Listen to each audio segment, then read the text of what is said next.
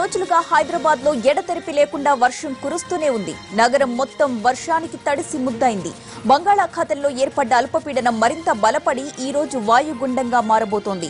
దీనికి అనుబంధంగా ఉపరితల ఆవర్తనం కూడా తోడు కావడంతో తెలంగాణలో భారీ వర్షాలు కురుస్తున్నాయి.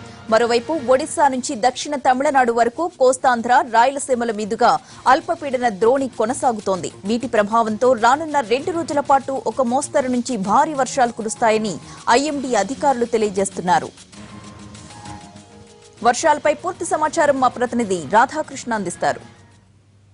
బంగాళాఖాతంలో ఏర్పడిన వాయుగుండం తీవ్ర తుఫానుగా మారింది. దీని ప్రభావం హైదరాబాద్ పైన ప్రభావంగా ఎక్కువగా కనబడుతుందని మనం చెప్పుకోవచ్చు. హైదరాబాద్ లో నిన్ననే సుమారు 5 సెంటీమీటర్లకు పైగా కూడా వర్షపాతం నమోదు కావడం జరిగింది. ప్రస్తుతం మనం చూస్తున్న ఈ దృశ్యాలన్నీ కూడా ప్రధాన అసెంబ్లీ ఎదురుగా ఉన్న రోడ్డు పైన ఉన్న దృశ్యాలు. కంట్రోల్ రూమ్ ఎదురుగా ఈ వాటర్ రోడ్డు మీదనే నిలిచి ఉన్న దృశ్యాలు మనం చూడవచ్చు విజువల్స్ లో.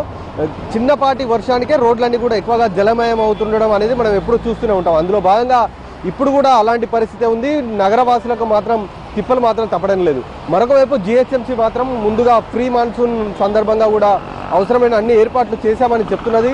ఇప్పటికే అత్యవసర టీంలను ఏర్పాటు చేశామని చెప్తున్నది. కానీ ఎక్కడ కూడా వాటర్ లాగింగ్ పాయింట్స్ సుమారు చాలా ప్రాంతాల్లో ఇలాంటి వాటర్ లాగింగ్ పాయింట్స్ ఉన్నప్పటికీ వాటిల్లో వాటర్ నిల్వకుండా ఉండేందుకు తీసుకోవాల్సిన చర్యలు మాత్రం చాలా తక్కువ స్థాయిలో తీసుకున్నట్టుగానే మనం చెప్పవచ్చు. ఇప్పుడు మనం చూస్తున్న ఎదురుగా వాటర్ని తీసేందుకు చేస్తున్న వాళ్ళంతా కూడా జిహెచ్ఎంసీకి సంబంధించిన రెస్క్యూ టీం వాళ్ళంతా కూడా ఇక్కడ వాటర్ని తొలగించేందుకు ప్రయత్నం చేస్తున్నారు.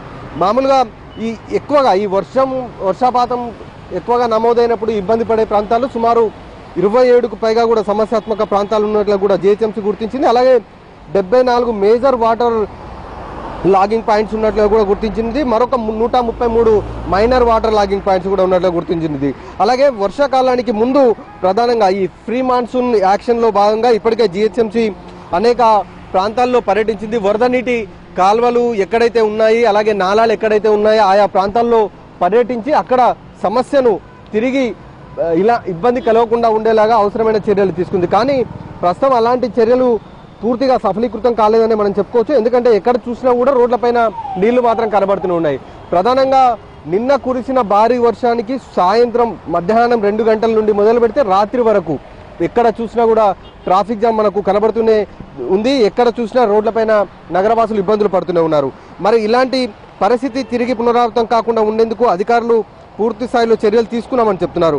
ఇప్పటికే ఇలాంటి ప్రాంతాలను గుర్తించి అక్కడ చర్యలు తీసుకుంటామంటున్నారు. కానీ అక్కడ మాత్రం లోతట్టు ప్రాంతాల ప్రజలు ఇబ్బందులు పడుతున్న సమస్యలు ఎక్కువగా కనబడుతున్నాయి. ప్రధానంగా నగరంలో రోడ్లపైన నీరు నిలవడానికి కారణం మాత్రం ఎక్కువగా మెట్రోకి సంబంధించిన పనులు ఒకవైపు కొనసాగుతుండడం, అలాగే రోడ్డు పక్కనే బారికేడ్లు ఏర్పాటు చేయడం, గుంతలు కూడా అదే విధంగా ఉండడం. దీంతో నగరవాసులకు ఇబ్బందులు ఎక్కువగా జరుగుతున్నాయి. మొత్తం 66 కిలోమీటర్లకు పైగా కూడా నగరంలో ఈ మెట్రోకి సంబంధించిన మార్గం ఉంది. ఇప్పటికే ఈ ప్రాంతాల్లో ప్రధానంగా ఎక్కువగా అంటే ఈ వర్షానికి సంబంధించి రోడ్లపైన కనుక చూసుకుంటే మాత్రం మెట్రోకి సంబంధించి చూసుకుంటే మియాపూర్ నుండి ఎల్బీ నగర్ వరకు ఈ మెట్రో ఒకటి ఉంది. అలాగే జేబీఎస్ నుండి ఎంజీబీఎస్, నాగోల్, రాయదుర్గం మార్గాల్లో మొత్తం 66 కిలోమీటర్ల మేర ఈ మొత్తం మెట్రో మార్గం ఉంది. ఇక్కడ ప్రధానంగా కొన్ని ప్రాంతాల్లో పూర్తయినప్పటికీ మరికొన్ని ప్రాంతాల్లో మెట్రో పనులు ఒకవైపు కొనసాగుతుండటంతో ఇబ్బందులు మాత్రం తప్పడం లేదు.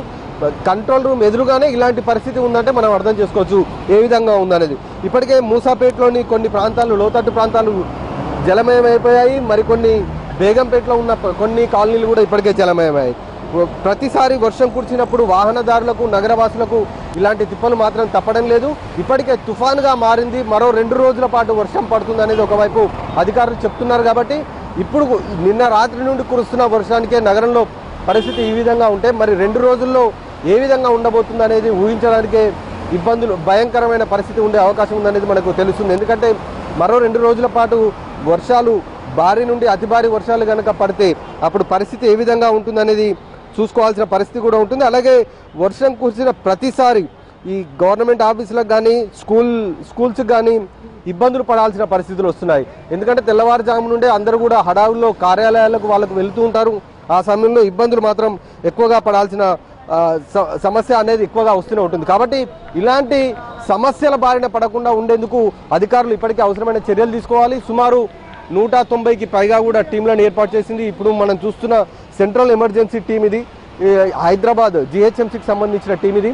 ఇది ప్రత్యేకంగా వర్షాకాలం కోసమే, అంటే చెట్లు ఎక్కడ పడిపోయినా లేకపోతే గుంతల్లో నీళ్లు ఎక్కడికక్కడ ఇంకకుండా ఉండిపోయినా రోడ్ల మీద నీళ్లు నిలబడ్డా కూడా ఈ టీం ఎమ్మటే వెళ్ళి ఆయా ప్రాంతాల్లో ఎక్కడికక్కడ నీళ్లను తొలగించి ఇబ్బందులు కలగకుండా ఉండేలాగా చర్యలు చేపడుతుంది.